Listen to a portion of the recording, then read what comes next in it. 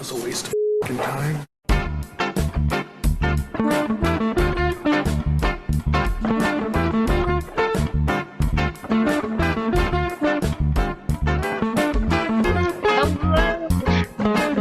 Hello, everyone, and welcome to Thursday Night Talk. This is the premiere of a new talk show where we'll discuss the week in Humboldt, the local issues and the local personalities. I'm Talvi Fried, your local host, and I'll be your host for the next hour.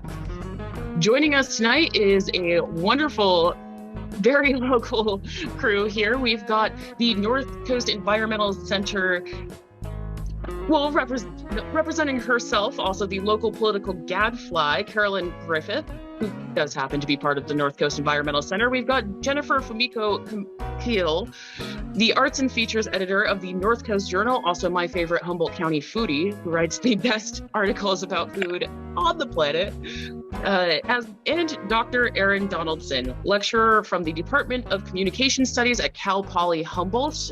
Joining us shortly should be Lorna Bryant from Cooperation Humboldt. Not sure if you are here, Lorna. I'll take that as a not yet, though. I hope you all are doing wonderfully. We're going to jump in right away to a issue that seems to... There's about 10 articles out there right now, and this only happened a few days ago. So let's jump into it, because I know a lot of people's eyebrows immediately went up when I said we're going to be talking about this. It involves the Planning Commission, a home developer by the name of Travis Schneider, and Planning Commission Chair Alan Bongio. If anybody wants to correct me on that name, awesome, that would be helpful. So during a recent Planning Commission meeting, it was noticed, and it has been noticed, that the developer Travis Schneider has been ignoring a cease and desist letter from tribal communities saying, stop ruining the land, or not ruining the land, that's me putting my own words into it, but stop going against what we have set out and have already had approved. He started clearing brush, he started building pathways, as well as doing multiple other non-sanctioned things to developments.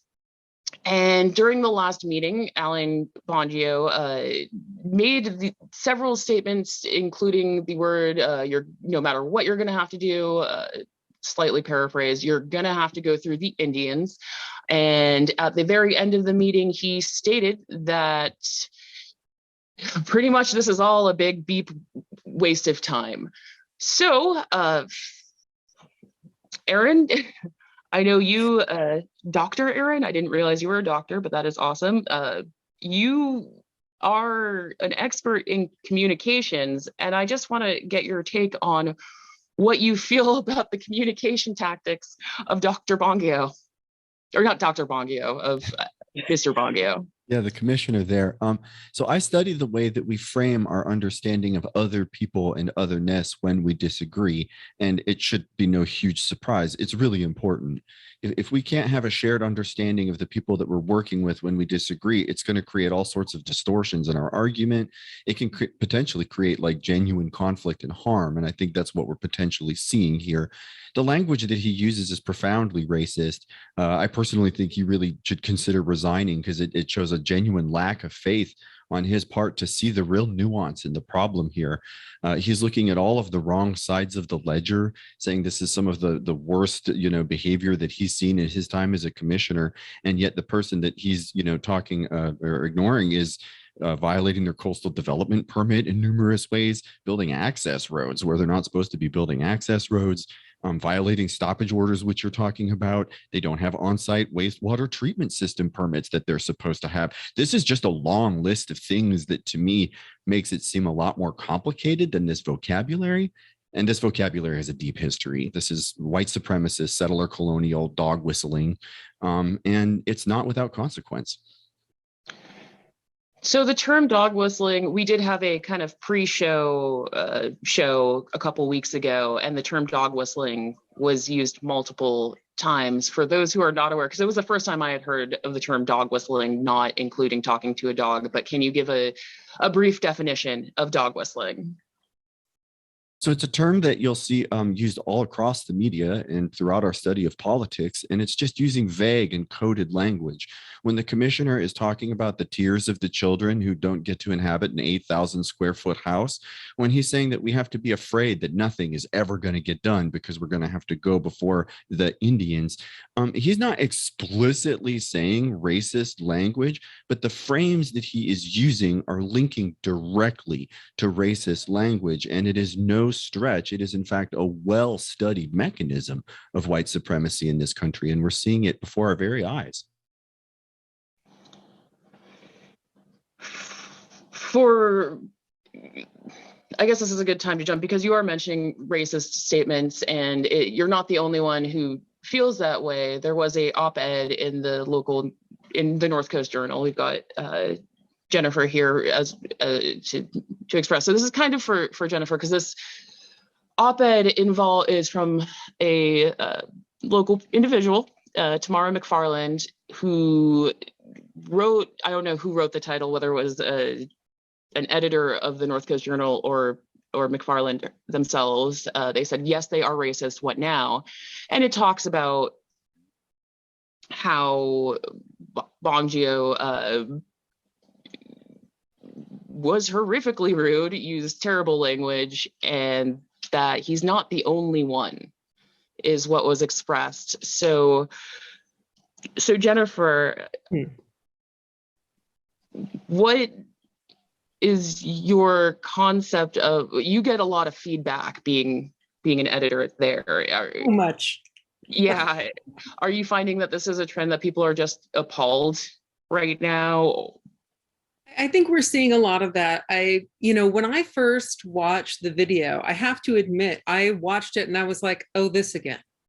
I was not as horrified as I probably should have been, because I was ready for like level 10. But to me, this was like the average expected awfulness, which is terrible. I'm like inured to it now.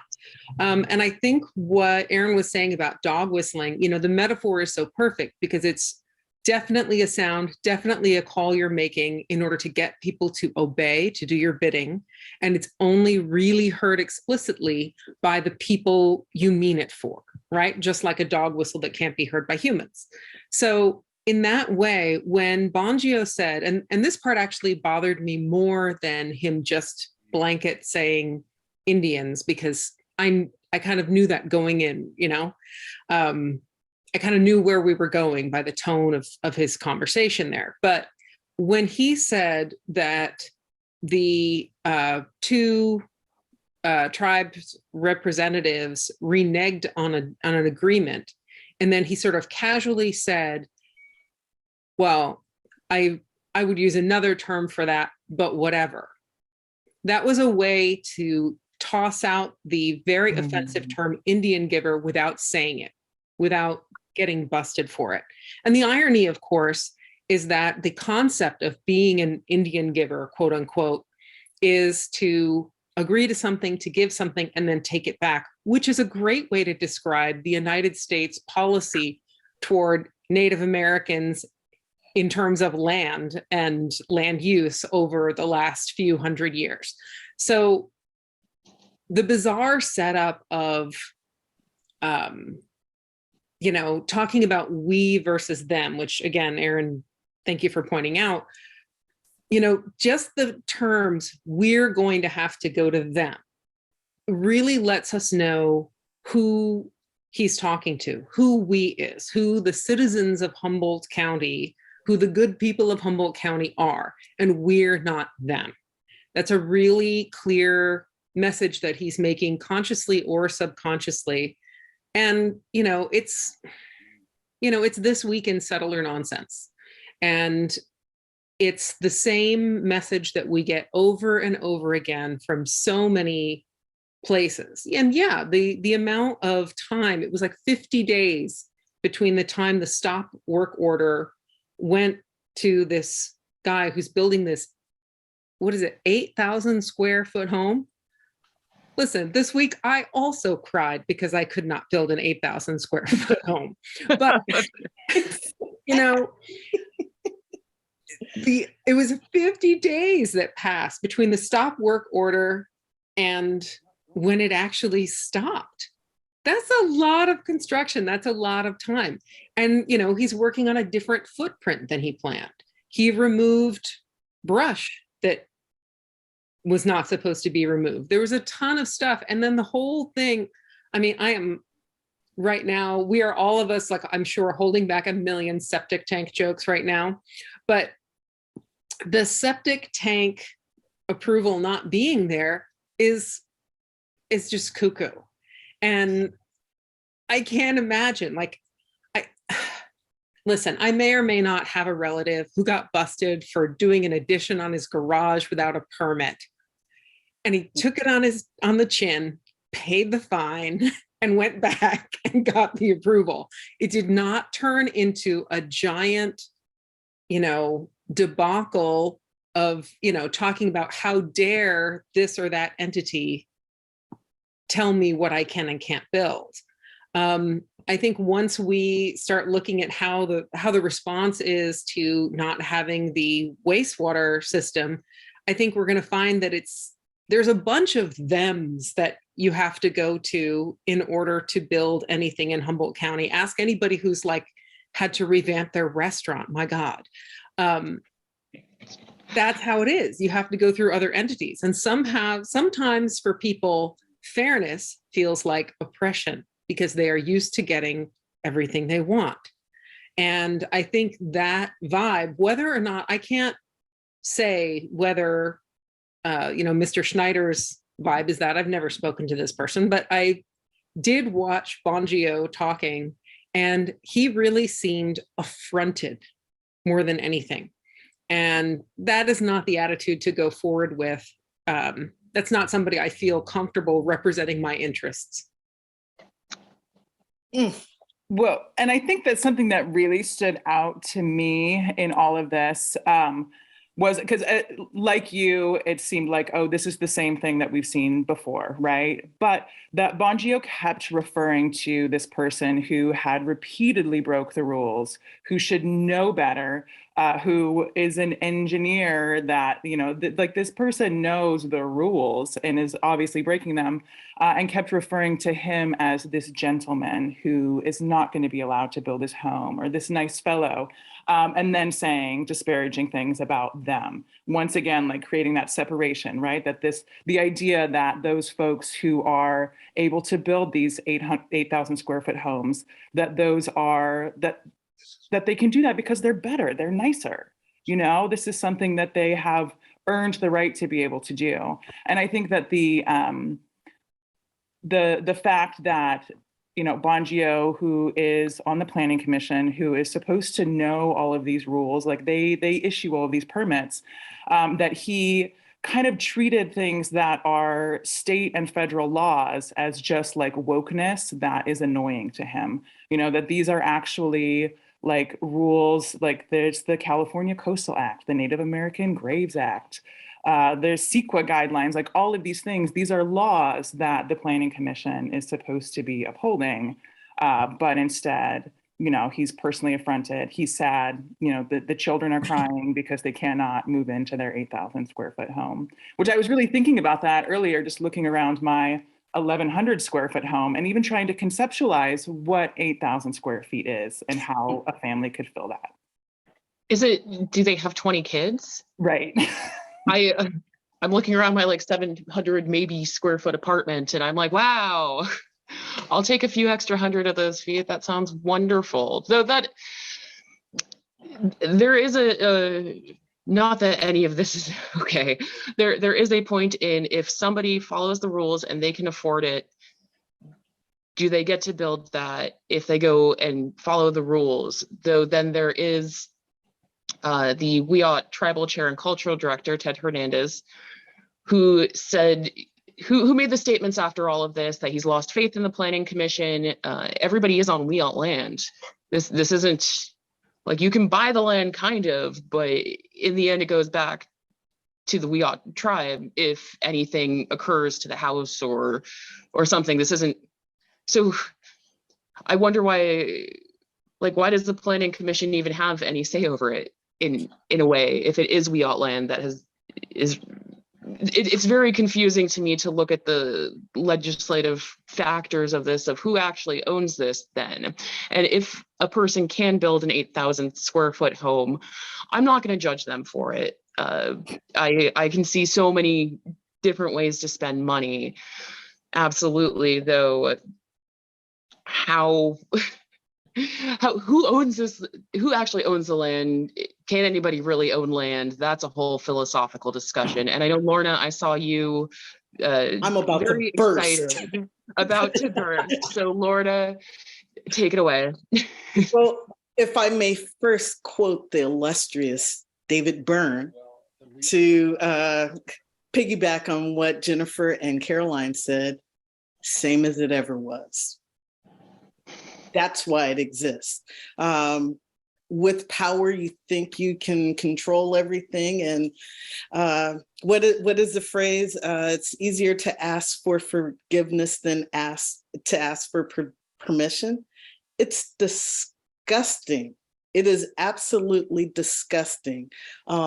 Just a few years ago, the land does belong to the Wiat people.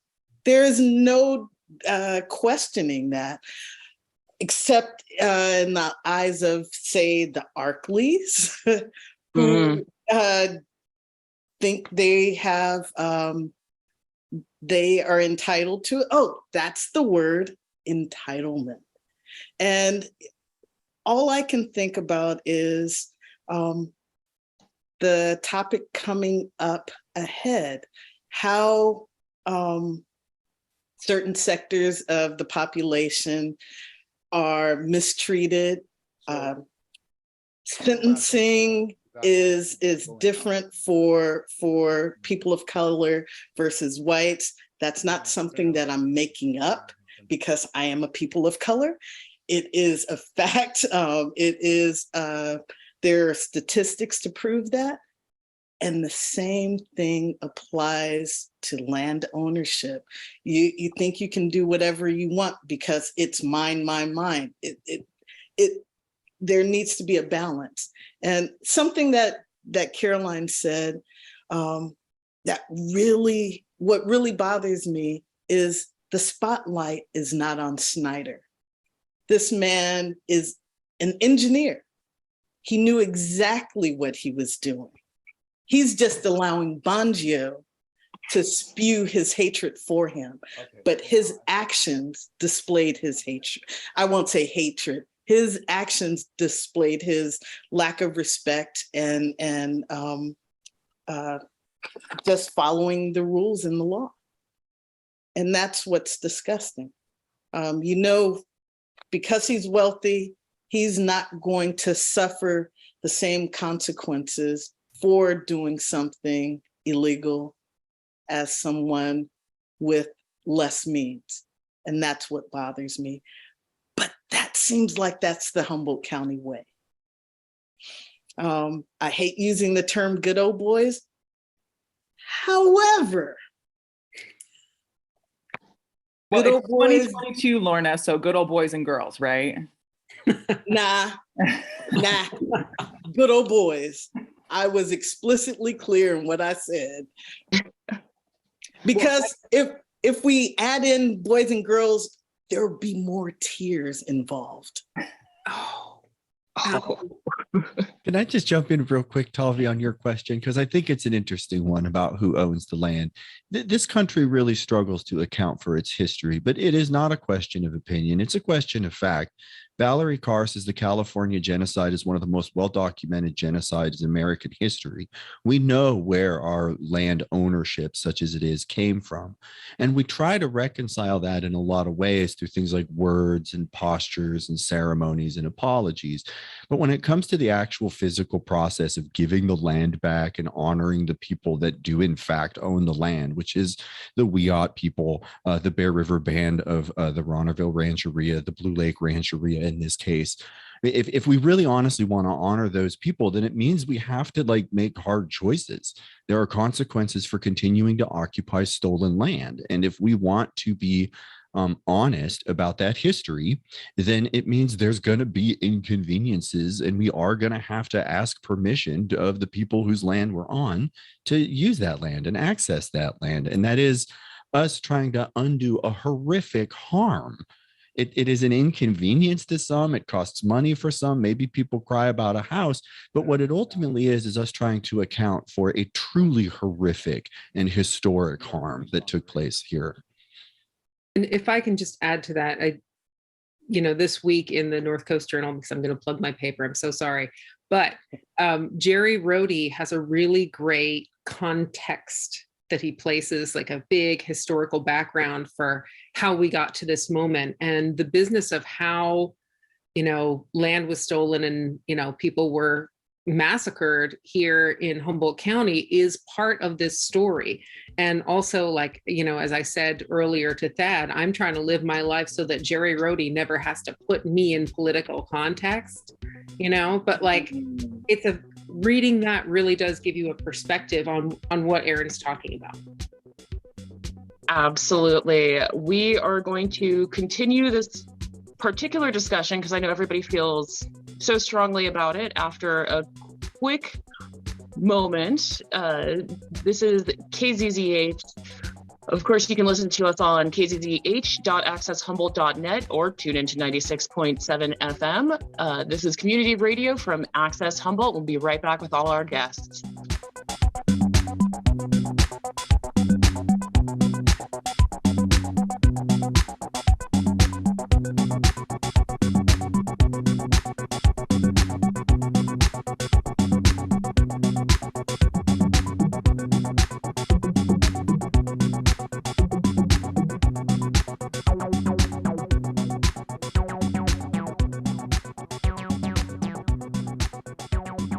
You are listening to Thursday Night Talk on KZZH. I'm Talvi Fried, your local host, and I am joined by, of course, Jennifer Buvigo-Cahill.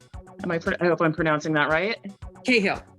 Cahill, thank you. Yes. I've only read your name. Awesome.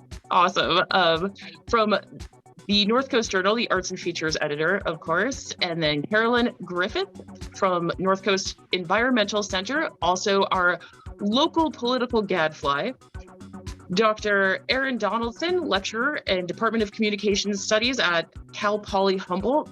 And last but obviously not least, Lorna Bryant of Cooperation Humboldt, also just mostly here representing her awesome self. And I'm sorry, Caroline, not Carolyn. I keep making that mistake. Thank you. And we just got done discussing, we didn't get done. This conversation will not end. A situation involving the Planning Commission, a gentleman who decided that he doesn't care. He's going to build his 8,000 square foot home, develop it, despite not having the correct and proper permits, despite being on tribal land and not following tribal rules for that, creating roadways. And we had a fabulous discussion involving the racist or perceived, I'm trying to be fair, it does come across as, even to anybody, the words of Alan, Planning Commissioner Chair Alan Bongio made statements that were uncomfortable, I think, for many to hear, involving calling tribal communities Indians, referencing a statement that or making a statement, not dog whistling, as it's been said, not calling the tribal communities out, but using a term that is notoriously, blatantly racist.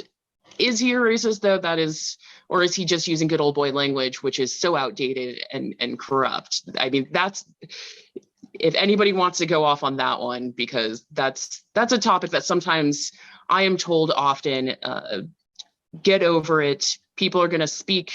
That's just how people talk. I'll take it. Please take it. Take it, Jennifer.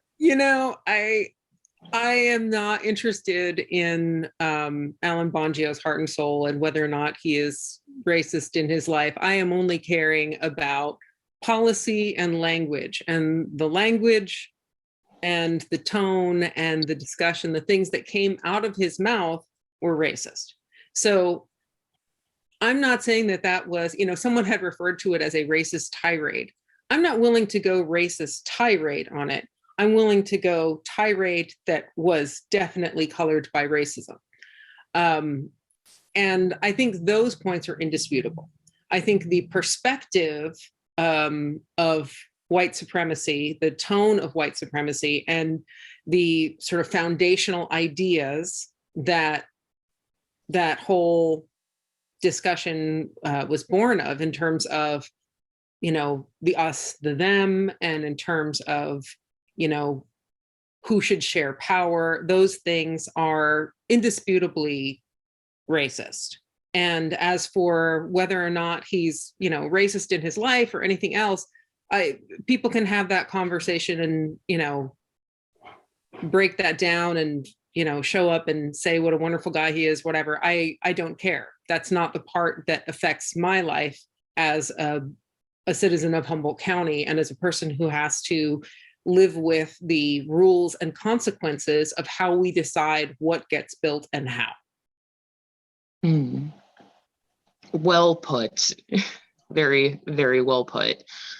We spoke before the break about, I had posed the question of, well, who does own the land? Aaron made many valid statements of, we all know the history of California and the United States as a whole, and who was here first, who was cultivating the land first, who took care of the land first. We are all aware of that.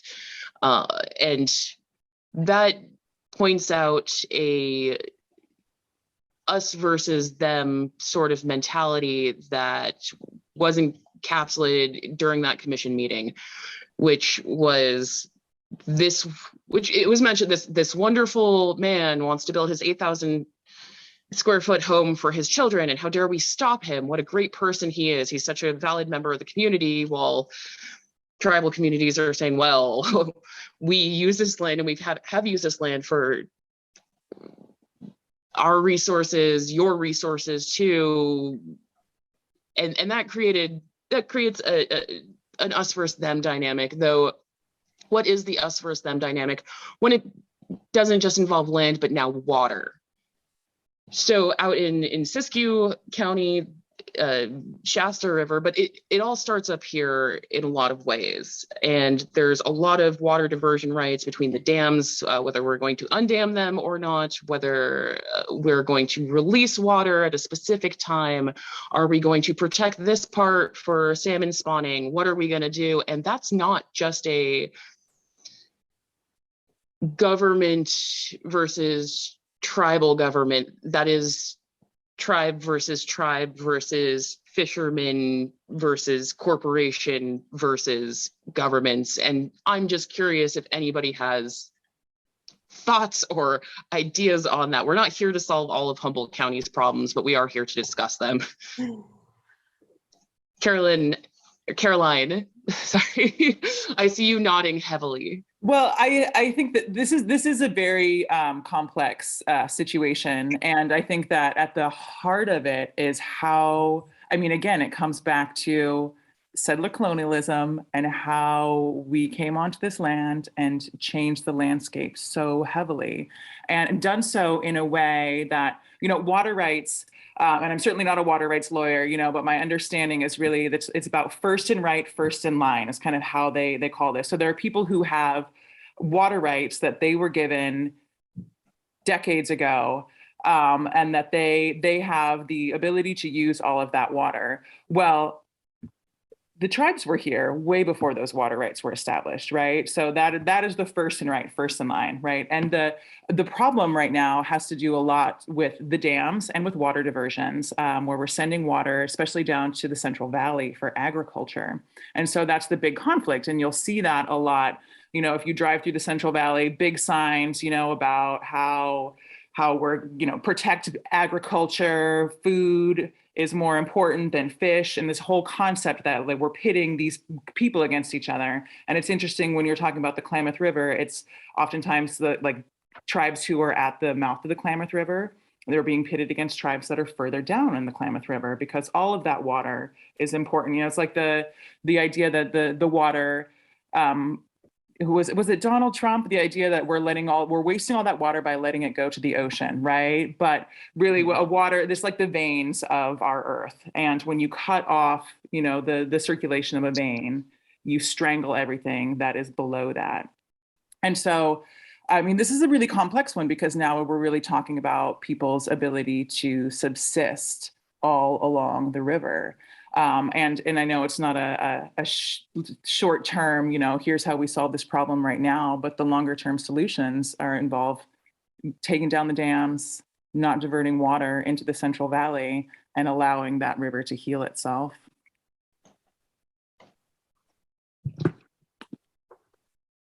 I see everyone nodding along. If anybody does want to jump in, Aaron's smirking, Lorda's just nodding, which if you do want to see all of us, you can do this by going to kzzh.accesshumboldt.net or follow us. I believe we do have a Facebook feed going, and if we don't now, we will, and possibly TikTok in the future once I discuss that with everyone and how to actually make that happen. That way you can see all of our shining, glorious Humboldt County faces. So if you do want to join in the conversation, you will be able to in a moment. I'll give the phone number. Well, I'll give it out now. But yeah, sure. If you want to call in, 669-900-6833. Again, that's 669-900-6833. And of course, let's get back to the conversation.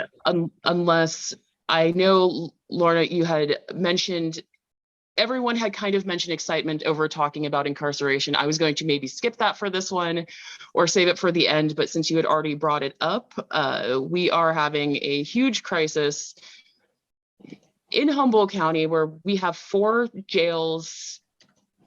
This has, I mean, maybe it does have some, it kind of does have something to do with land rights and racism and economic bigotry. I feel more like Humboldt County is getting out of this racist sort of tendency. It's still obviously there. We still need work, but we're more economically biased than anything else. And if you're born poor, it takes 6 generations to get out of it. If you have parents who were in prison, you're more likely to go to prison, and your children are for generations after. And how to get out of that, because right now, here's the statistics. We've got 4 jails and prisons. Over 135,000 people are currently serving. Or no, the 4 jails and prisons are serving our population. Sorry, wow, I read that wrong. That's how we have 136,000 people here. That's 1 jail or prison per 34,000 people. That's a lot. I live in Eureka. I don't live very far away from the main jail. It's an issue. I don't know if anybody wants to jump in immediately. There's so many places to go. Aaron, you're nodding heavily. One of the downsides of being on a panel with so many smart people is I just want to hear what they have to say. And so I'm just sitting here waiting to hear what they have to say, because I'm very eager to hear it. The reason I was interested in talking about this is because the coverage that we were looking at, which I'm looking at right now, I think it was from Lost Coast Outpost, was getting to kind of the heart of this problem and saying that the reason that we see such a high incarceration rate in Humboldt County and also statewide links back to questions of like homelessness and untreated mental illness. And when I'm reading that, I'm like, I don't know that being homeless should be illegal. And I don't know that having untreated mental illness should be illegal. Those both link to jails. And it does link back to questions of settler colonialism, because the incarceration state in this country was built in many ways to echo the legacies of enslavement and to echo the legacies of land theft. And sheriffs and populations like that were anointed as populations to keep the peace, and keeping the peace becomes more important in a lot of cases than like providing for the needs of a community. And we definitely see racist outcomes in terms of who gets incarcerated. The article was talking about how you see predominantly white communities like Northern California with disproportionate percentages of Black, Indigenous, people of color in their prisons. And that links directly to the ways that we police and cast suspicions on populations, the ways that we fail to resolve unsolved crimes for folks like Josiah Lawson. We fail continually in this community to address this. And in my mind, it's like none of this is what prison is supposed to be. When I think of prison, I think of like Lex Luthor sitting in there. That's who belongs in prison. I don't know that homeless people belong in prison. Donald Trump. Huge thumbs up. Get those phone lines going, Lorna. Right. So in case you do want to make a phone call and talk to any of us, all the panelists, this is all live. Respectfully, being gentle with your words could be recommended. We are all neighbors here. Literally all of us, we all live here. The phone number to call in case you have anything to say about this topic, the last topic, something it reminds you of, 669-900-6833. That's 669-900-6833. And to carry on the conversation of Lorna, I know you had brought it up during the first topic, and you seemed very excited about it. Not excited about GA incarceration, but excited about let's bring some awareness to what is happening. So if you want to expand upon that. Well, the disproportionate numbers in policing, in incarceration, the sentencing is disgusting. But again, to quote the illustrious David Byrne, say it together, same as it ever was. And it's unfortunate. Let's see, African Americans make up less than 12% of the population. I don't know the exact figure, but I know it's under 15%. But the percentages of African Americans in prison, it's disproportionate. The disproportionate sentencing, the incarceration of innocent people of color, all of those weigh into the statistics that we're looking at now. And if you're not Black or not Latino or Latinx or Native American, you're poor, or you have mental health issues or homelessness. All of these things combined are, a foot on your neck where, as Talvi said, with all of these things, with poverty, it takes six generations to come out of that. How many generations have existed in California on record? Probably not many more generations than those 6 generations. So that's telling me that the deck was stacked against you, or the cards were stacked against you to begin with, if you are in one of these vulnerable groups that I mentioned. So you have probation officers in elementary school and middle schools and high schools. You have policing techniques that we've seen in just the last decades that other people, I knew it existed. My older brothers knew it existed.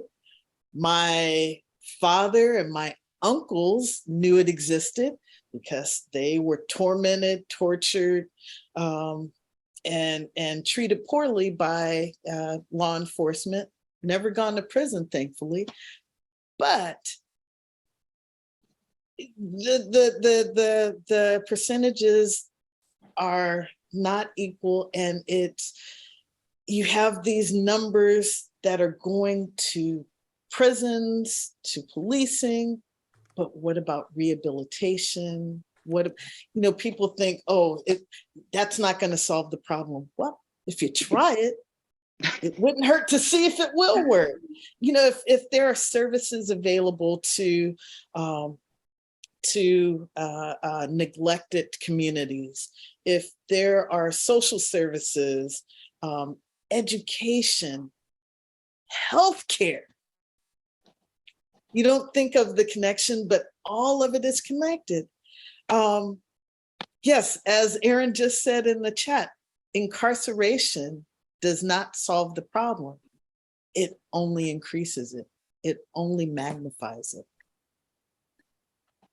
All those statistics you were saying, Lorna, brought to mind, and I was thinking about this when we were talking about land ownership. Recently learned that 90% of the land in the US is owned by white people.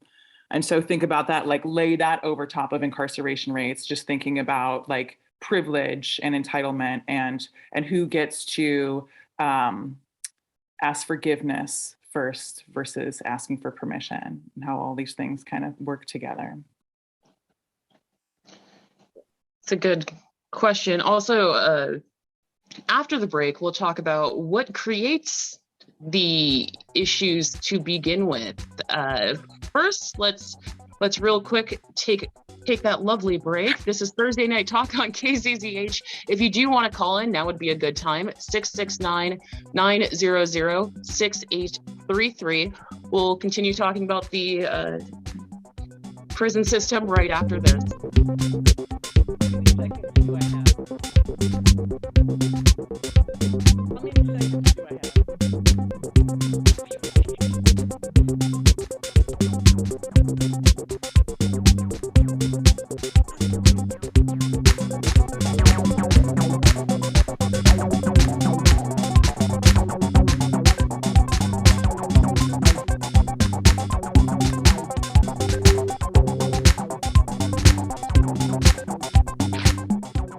All right, everyone, welcome back. You are listening to Thursday Night Talk on KZZH.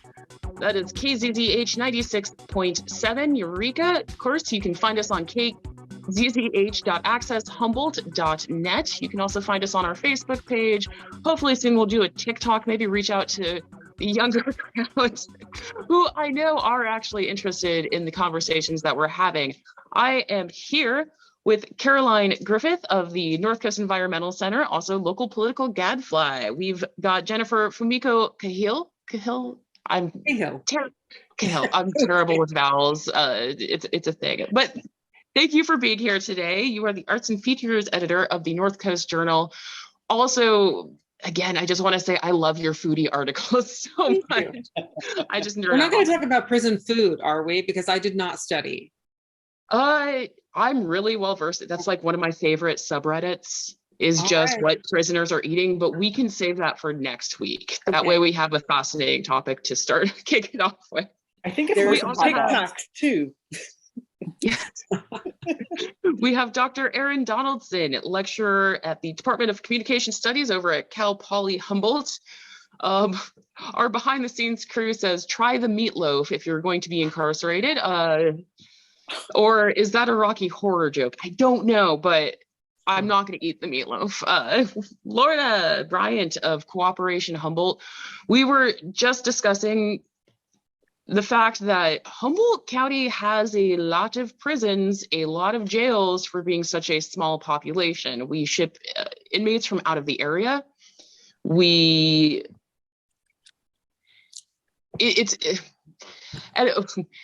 I'll skip over some things I wanted to say and just go straight to this, which is this issue created? America, the United States, was heavily founded on people who either had to escape. Obviously, there were tribal communities here. It is a huge percentage of the county budget goes to jails and prisons, which has been proven again and again that rehabilitation costs less, is better for the community overall, and creates a feeling of peace and nurturance that allows people to heal better. And therefore, it's the broken windows mentality of there's all these people who are incarcerated now and you can see them out and they don't have any resources. Other people feel like that's the norm. It's same as it ever was. though what causes it? We were talking about tribal land earlier, and what about the tribes who sued the main pharmaceutical companies, saying you drugged our youth, and now they're adults and they're drug addicts and they're all in jail and there's no help for them. And you look at impoverished communities that don't have resources, often those of color who didn't have the resources, generational in poverty, and you see how they are treated. And I'm not rich either. It's like, but at the same time, I also have to recognize my privilege. I could walk down the street and not be, I'm afraid for sure of walking down the street for different reasons than, say, a person of color. It comes down to the same thing. Am I going to be harassed? Am I going to be robbed? Am I going to be attacked? But one thing I don't necessarily have to think about every day is, am I going to have a cop roll up and mess with me just because I look a certain way? They might give me their phone number, but that's different. That's a whole different world that I'm dealing with than others are dealing with. And it's not okay. So what creates this environment? Why are people in prison to begin with? Jennifer had mentioned, I believe, that a lot of people don't belong there. They are innocent. That wasn't Jennifer. I think that was Lorna.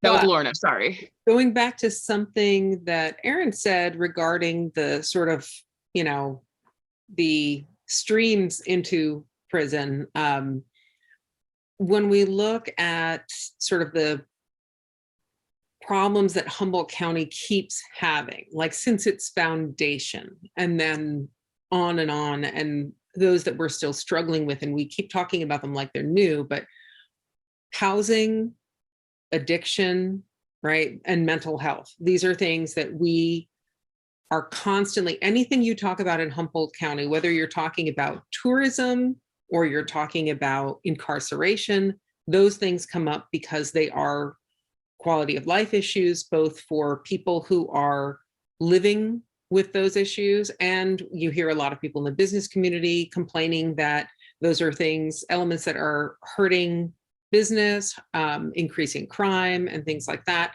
And it seems like, and again, these are not my beats as a reporter, but from what my colleagues, are continually covering, these issues aren't going away. And we keep on being given recommendations, like we spent a lot of money on finding out that housing first was the way to go. And so far, we haven't seen it. We've seen temporary camps in parking lots moving around. We've seen clearing of the marsh, right? We've seen, treating, camping as a necessary evil. We haven't really seen an improvement in treating addiction. There are few beds available for people who want to go into drug rehabilitation programs. When it comes to mental health here, the capacities are extremely low. Trying to find a bed for somebody who maybe doesn't have to necessarily go to sempervirens, or even if they do, it's difficult. And oftentimes the jail ends up being where people who are suffering mental crisis end up. People in mental crisis end up being dealt with by police. This is not the best way to go. That often ends in escalation. I'm recalling when, I want to say it was like 2-3 years ago, when a veteran with PTSD was in crisis in Old Town Eureka and ended up dead. He shot at police, they shot at him, and he ended up dead. And did it have to go that way? Was that a moment that needed a police intervention? Could there have been other interventions before it got to that point? Over and over, we see, mental health crisis, drug addiction, and homelessness as, real drivers of just personal crisis and incarceration. And of course, we see the worst availability of those resources to people of color, to people who are living below the poverty line. And, there are some bright spots. I'm thinking about Iridian Casares has written for us about the ACEs program, the Adverse Childhood Experiences. There are people who are working on helping kids through that before they become adults who don't know how to deal with all of the crisis in their lives. And to make decisions to rewire themselves so that they are not continually responding to the world as if they are in crisis, because that's what trauma does to you. Seeing more programs like that, more programs that are, geared toward treating addiction, more availability of those things. I feel like, how have we not made that happen yet? It's extremely frustrating and heartbreaking to see. It sounds like what you're saying mostly is preventative action is with dealing with kids and dealing with helping them cope, finding coping skills, having resources for while they're growing up. I mean, truly, even if you could prove to me, which I don't think you can, even if you could prove to me that it would not change incarceration numbers at all, it is still the right thing to do, to put homeless people in housing, to help people recover from and cope with addiction, and to help people in mental crisis. There's no society that lets that go and does well. If we are not taking care of the people in crisis in our world, then we are not really taking care of each other. I absolutely think everybody agrees that action, and how is it going to be done? And I do want to end this a little bit. We still have 10 minutes left. Caroline, you are raising your hand by all means. Well, I have an idea of how we fix this, or at least how we shift things. And I think it involves changing or broadening our definition of public safety. Because I think that's the thing, that is why we continually give the sheriff's department as much money as they want. That's why police budgets always go up, is because we all want public safety, right? But if we included things like housing people in public safety, if we included things like addiction services in public safety, and just really broaden that definition, we can actually get funding to these programs, which is what they require. I think that everybody, folks that I know who do work with people who are unhoused or who work in any sort of addiction services, the problem is always they don't have enough funding to do what they need to do. So let's shift some of that money to that form of public safety.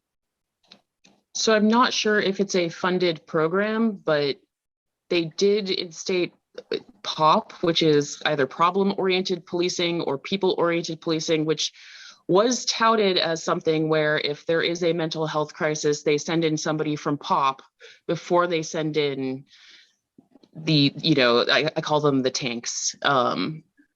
You send in somebody who is a mediator instead of a tank, which I'm not sure if anybody wants to comment on that, though I feel like this is a valid discussion. I want to give you each a few minutes because we've discussed a lot to kind of have your closing statements as well.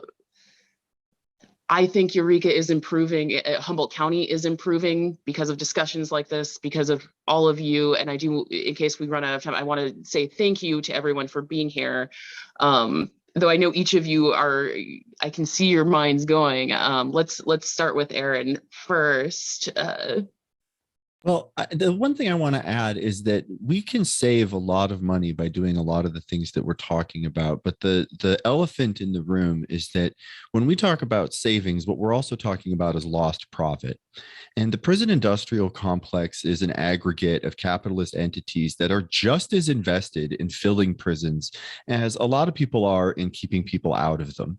And I think that when we look at the legacies of prison, white supremacy, settler colonialism, capitalism, this forms a really nasty thicket in this country that has created legacies of suspicious language, that's created legacies of land theft, and legacies of enslavement. In Michelle Alexander's book, The New Jim Crow, she traces all of these really, really well and distinguishes how, like, a sheriff in America is not a constable.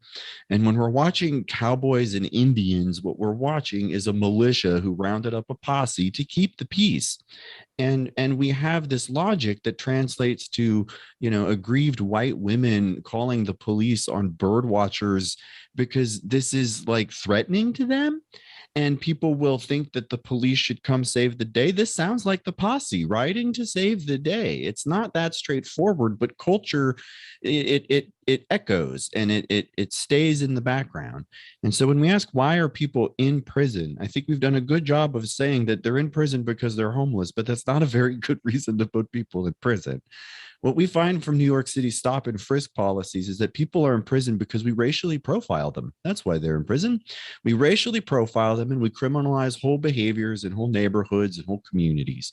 And if we want to fight that, we need to vote, and we need to realize that there are like very, very profitable industries that are like beholden to their shareholders to get the opposite outcome in that vote. Well said. Lorna, I was gonna ask, you're up. You're up.